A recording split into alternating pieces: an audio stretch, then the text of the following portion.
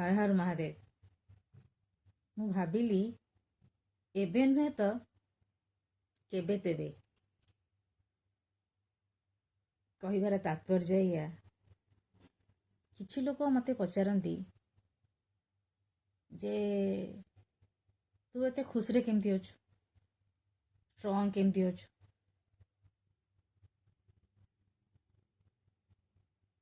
जीवनर experience को लेकिन जी बंचार कला शिखीगला ताहले ताकू दुख भी किसी प्रोब्लेम पकई पारनी, रोग भी किसी प्रोब्लेम पकई पारनी, से सब खुश रहिबो।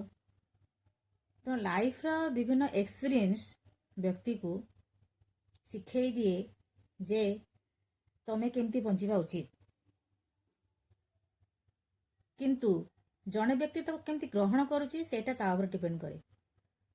ता मान नुह जे समस्त जीवन में दुख आसुनी कि सुख आसुनी, समस्त जीवन दुख भी अच्छी सुख भी अच्छी, रोग भी अच्छी, कष्ट अच्छी, जंत्रणा अच्छी।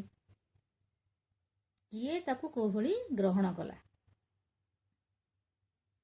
वास्तव जीवन सत्य को जे जानीगला ताहले ताकू दुख आसिले भी दुख से हसिब, कष्ट आसिले भी से दुख रे हसिब, हारीगले भी जीवन युद्ध से हसिब।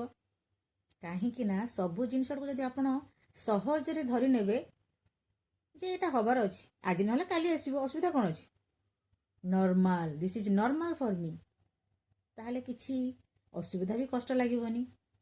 यह होछि जीवनर शैलीर धारा जहाँ जीवन को सहज कर दे थाए। माँ महादेव।